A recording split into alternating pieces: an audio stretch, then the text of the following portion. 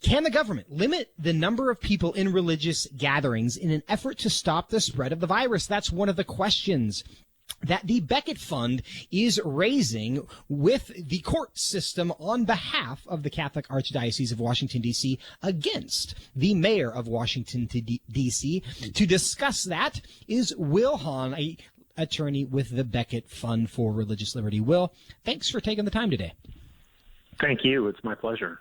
Well, we are thrilled to have you. Talk to us a little bit as the start of this. What are the restrictions that you guys are challenging? Where'd they come from? Sure. The Archdiocese here is asking the court to allow it to hold safe, socially distant, mask-wearing worship services in time for Christmas.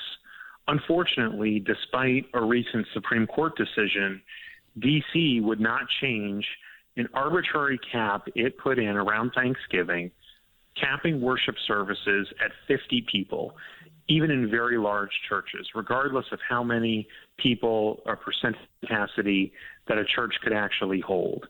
There are over 650,000 D.C. area Catholics, and at this end of a very difficult year, they're now facing the chilling prospect of being told that there's no room for them at their church this Christmas because of an arbitrary cap that is unconstitutional.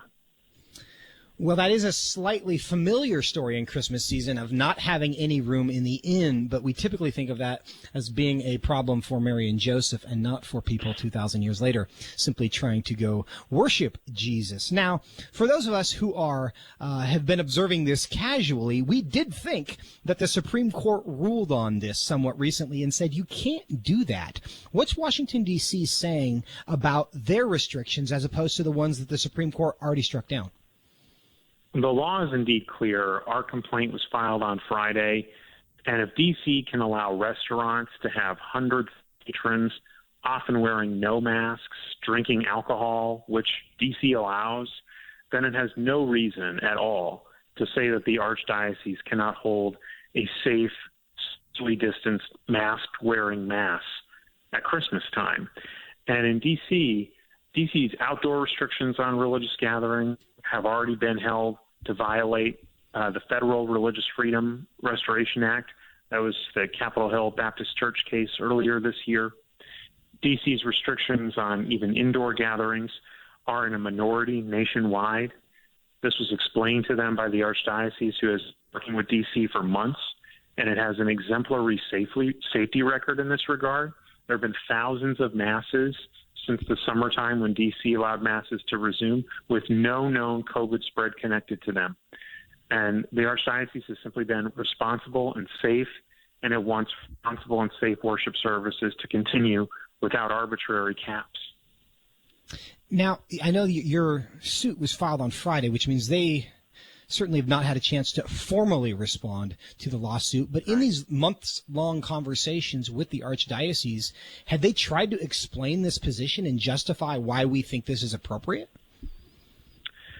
No, truthfully, the position is unscientific. The position is unscientific, and we know that because the restrictions bear no relationship either to the size of the building or to the safety of the activity. By contrast, the science points toward the Archdiocese position. There have been 3 infectious disease experts that have surveyed over 1 million public masses since the summer, mostly in jurisdictions without anything close to the 50-person cap that D.C. has. As I mentioned, D.C. is in a minority nationwide of even having such a cap on indoor services. And there have been no known COVID outbreaks linked to masses. The Archdiocese itself has also enlisted public health experts, including people at Yale University, for example, to come up with social distancing and hygiene protocols to ensure that religious worship services can be conducted in a safe, socially distant, hygienic manner. D.C. simply has not set forth any scientific evidence to contradict this. And that in light of the Supreme Court's decision, which confirms that this kind of worship activity is at the core of the First Amendment's guarantee of religious liberty, D.C. is going to have to be put to its proof. It simply hasn't done it. Well, I know that I speak for a lot of people when I say thank you to you and to the Becket Fund for being there for these purposes, to stand in for people who need their religious freedom protected. And if you could, and you just hinted at it a little bit, but give us a quick summary of your argument. Why is it that you believe the Constitution does not allow the government to restrict religious freedom just because they think there's a health reason not to? Well, as the Supreme Court recently said, as I mentioned, worship activity is at the core of the religion clauses and what they protect. More generally, the government is obligated to treat religion in a neutral way, and singling out religion for disfavored treatment in this way and in ways that don't make any sense have to have a good reason. And when things don't make any sense, there isn't a good reason. Half of the Archdiocese church in the district can accommodate 500 or more people. St. Matthew's Cathedral alone can accommodate 1,000 worshipers.